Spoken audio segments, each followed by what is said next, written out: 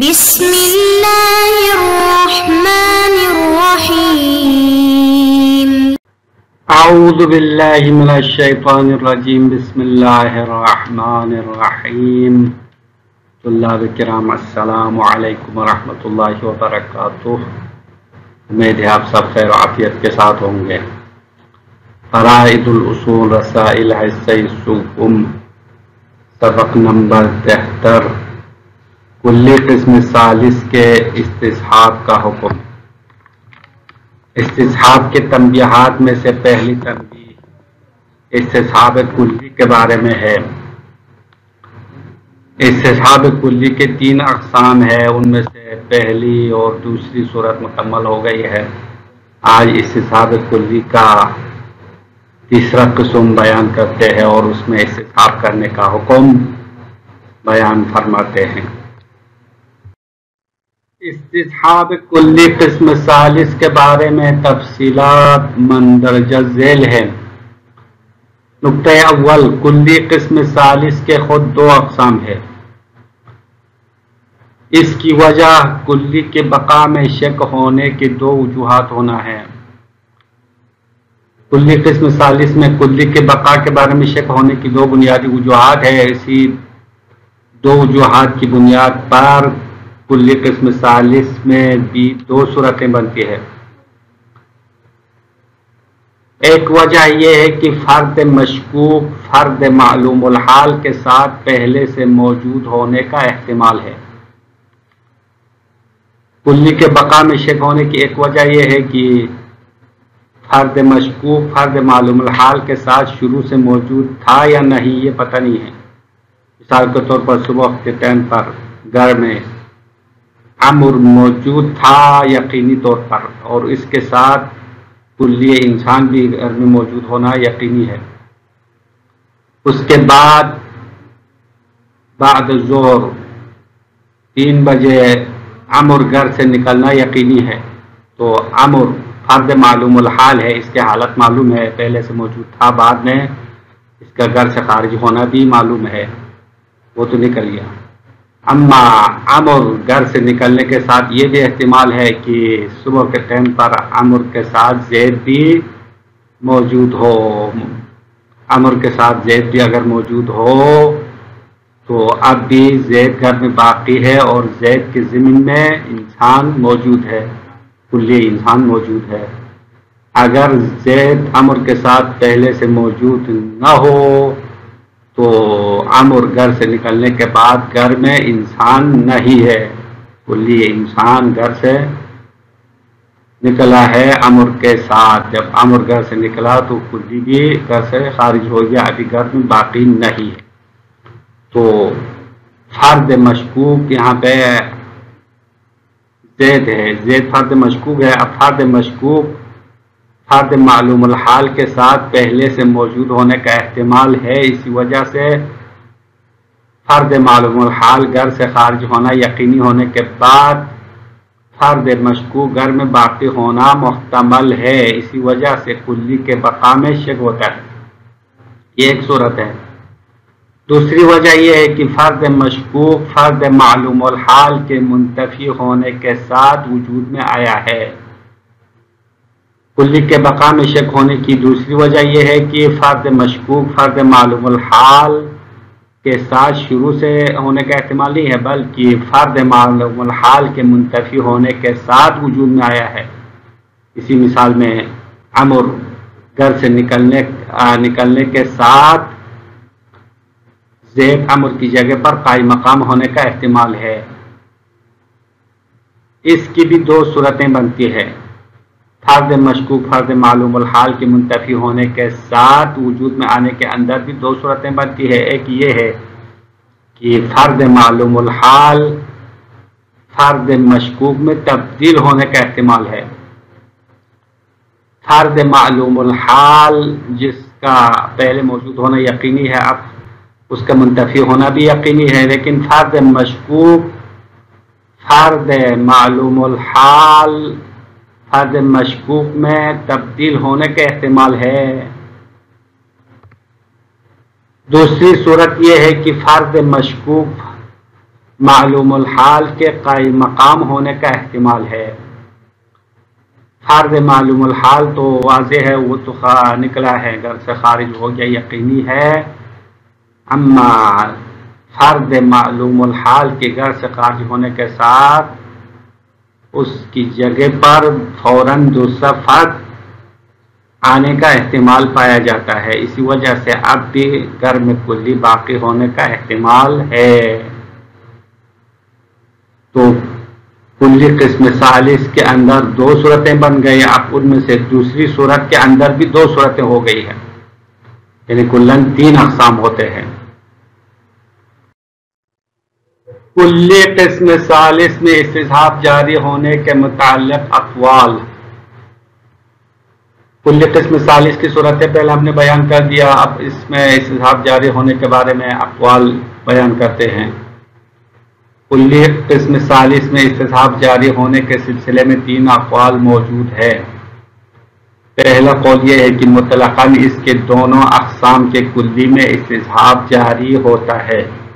پہلا قول یہ ہے کہ مطلقاً کلی میں استصحاب کرنا درست ہے۔ مطلقاً سے مراد یہ نہیں، کلی قسم ثالث کی تمام صورتوں میں استصحاب جاری ہو سکتا ہے، اور دونوں صورتوں میں استصحاب جاری ہونے کی وجہ یہ ہے کہ ارکان استصحاب پورے ہیں، ارکان استصحاب مکمل ہے، کلی کے بارے میں یقین سابق ہے اور شک لاحق بھی ہے، اگرچہ اس کے بعض افراد کا منتفی ہونا یقینی ہے، یعنی جو فرد پہلے موجود تھا وہ تو اب تو نہیں ہے، پھر بھی کلی کی بقا پہلے یقینی ہے، ابھی مشکوک ہے، اور ایک فرد یا 2 فرد کے منتفی ہونا خود کلی میں استصحاب ہونے کا معنی نہیں ہے، بلکہ افراد میں استصحاب جاری ہونے کا معنی بنتا ہے۔ اسی لیے ہم نے قسم ثالث میں کہا کلی میں استصحاب جاری ہو سکتا ہے، فرد میں استصحاب جاری نہیں ہو سکتا، یہ قول اول اور اس کی دلیل۔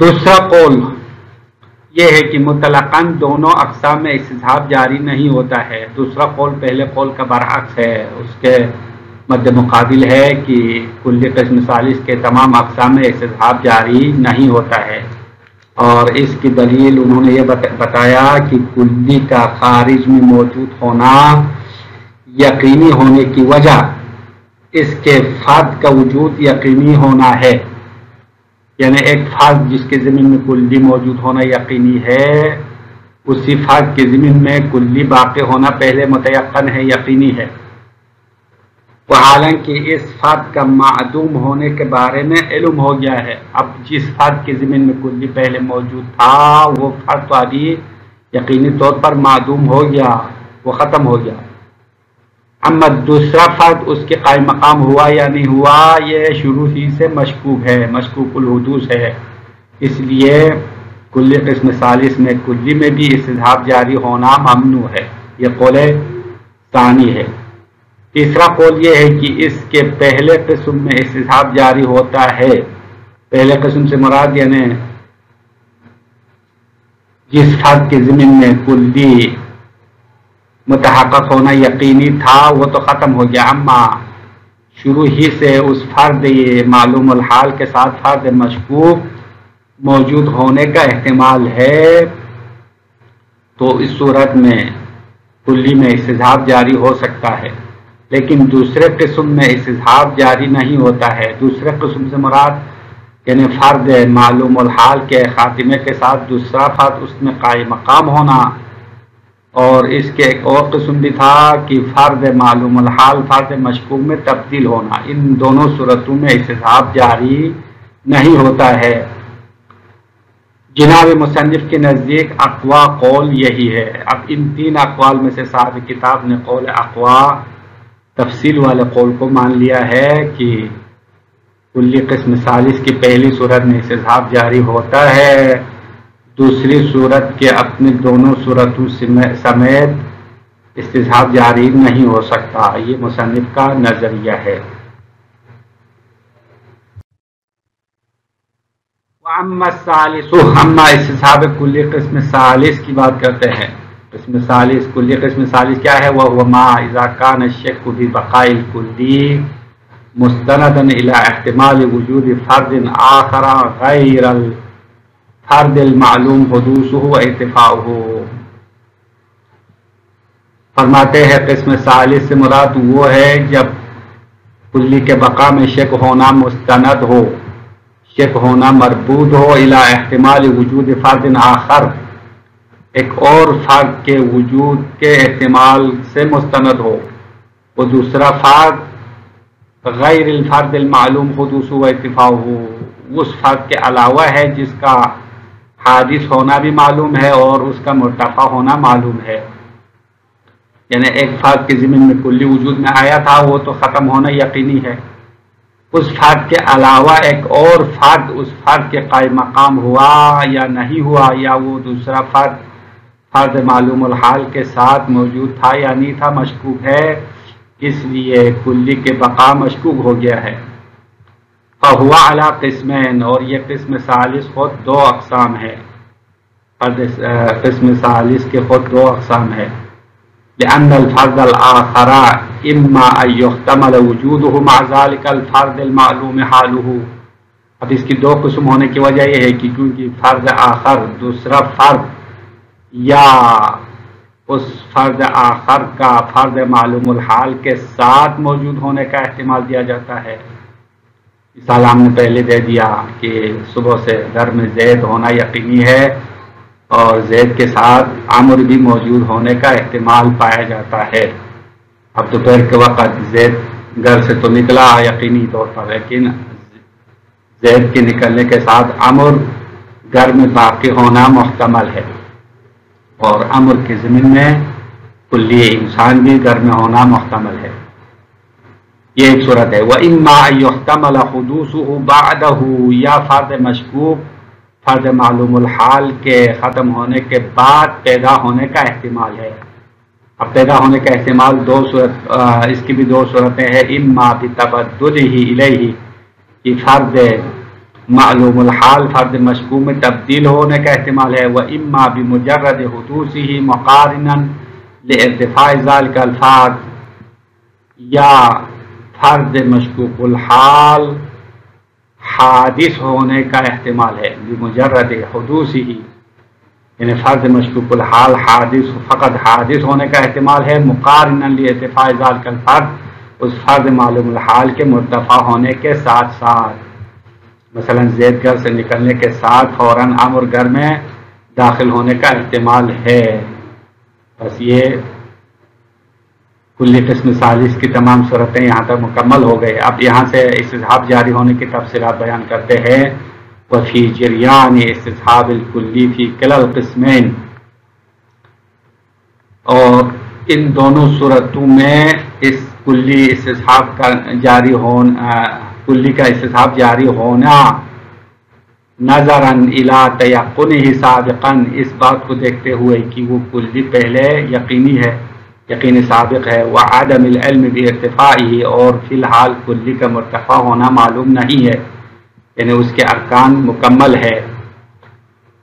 وَإِنْ عُلِمَ بارتفاع بعض وجوداتہ، اگرچہ اس کلی کے بعض افراد کا مرتفع ہونا معلوم ہے، یعنی جس فرد کے ضمن پہلے کلی وجود میں آنا یقینی تھا وہ فرد تو نکلا، اما ایک اور فرد اس کے قائم مقام ہونے کا احتمال ہے، وشک فی حدوث ما عداہ، اس فرد معلوم الحال کے علاوہ ایک اور فرد کے حادث ہونے میں شک ہے، لأن ذلك مانع من اجراء الاستصحاب فی الافراد دون الکلی، کیونکہ ایک فرد کا فرد معلوم الحال کی جگہ پر حادث ہونے میں شک ہونا افراد میں استصحاب جاری کرنے کا معنی بنتا ہے، دون الکلی، خود کلی میں استصحاب جاری کرنے کا معنی نہیں بنتا۔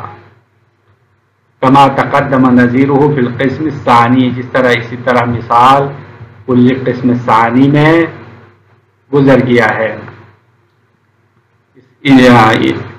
اس قسم کی مثالیں پہلے گزر گئی ہے۔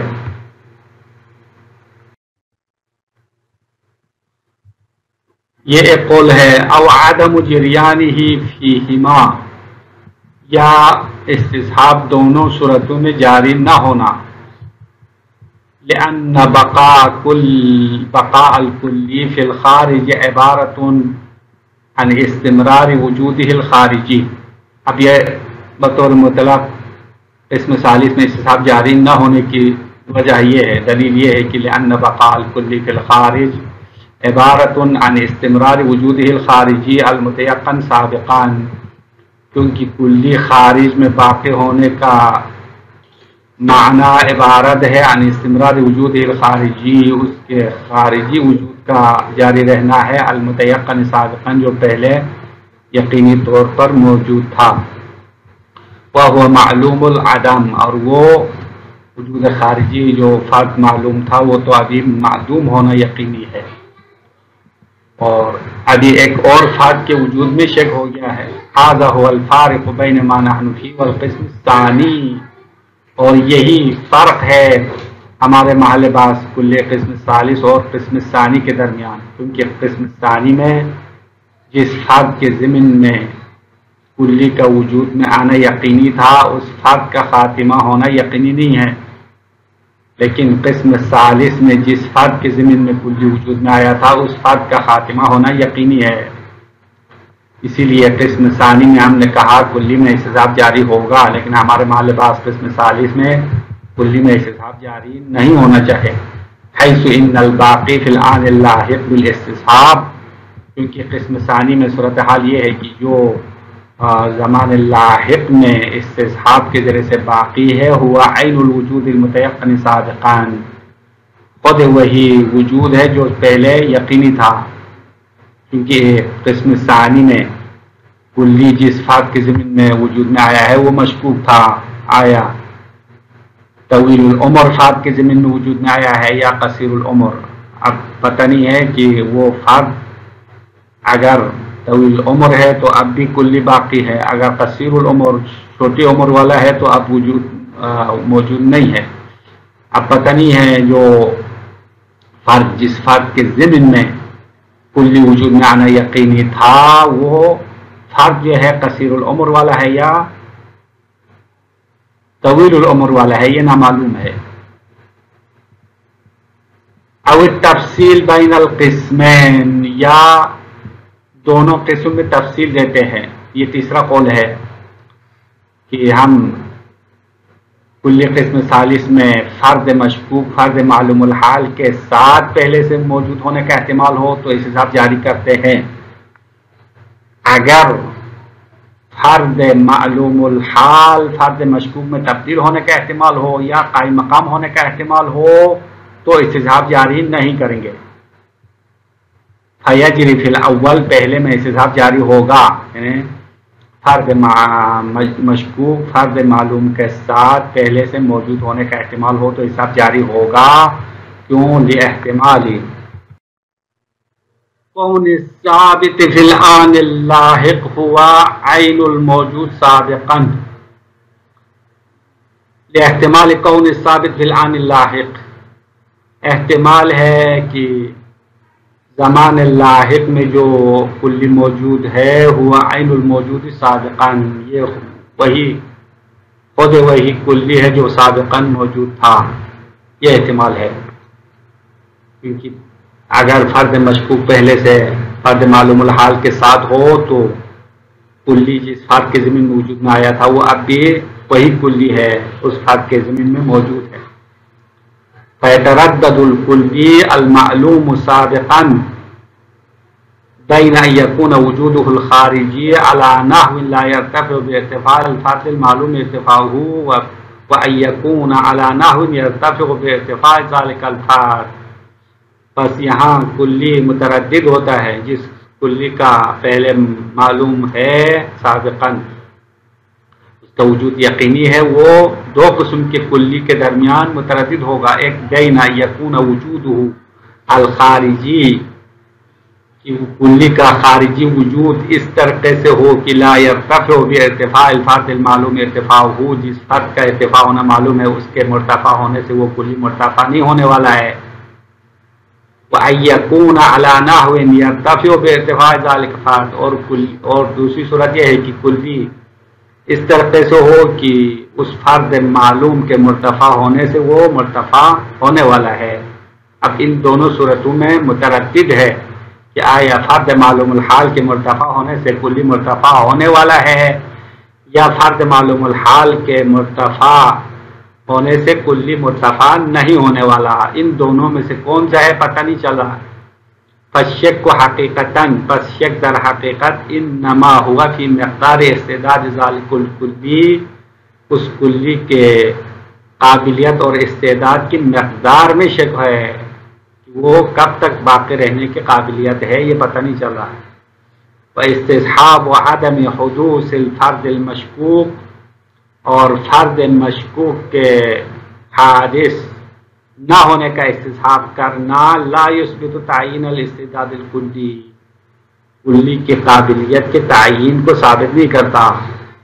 یعنی اگر آپ فرد مشکوک کے حادث ہونا یا نہ ہونے میں شک ہو تو عدم حدوث فرد مشکوک ثابت کریں گے، یعنی اصل عدمی جاری کریں گے، تو اس کا نتیجہ یہ نہیں ہے کہ جو کلی پہلے مشکوک ہے اس کی استعداد محدود ہو جائے، یعنی یہ اصل مثبت ہے، ہمارا اصل مثبت حجت نہیں ہے۔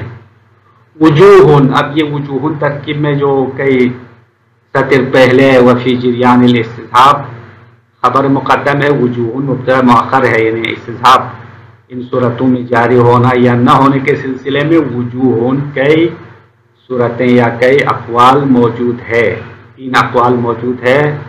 اقواہا الاخیر، صاحب کتاب کی نظر میں سب سے مضبوط قول، سب سے قوی قول آخری قول ہے جس میں تفصیل دیا اگر فرد مشکوک فرد معلوم الحال کے ساتھ موجود ہونے کا احتمال ہو تو استصحاب جاری ہوگا، اگر فرد مشکوک فرد معلوم الحال کے قائم مقام ہونے کا احتمال ہو یا فرد معلوم الحال فرد مشکوک میں تبدیل ہونے کا احتمال ہو تو ان صورتوں میں استصحاب جاری نہیں ہوگا۔ یہ قول اقوا ہے۔ السلام علیکم ورحمۃ اللہ وبرکاتہ۔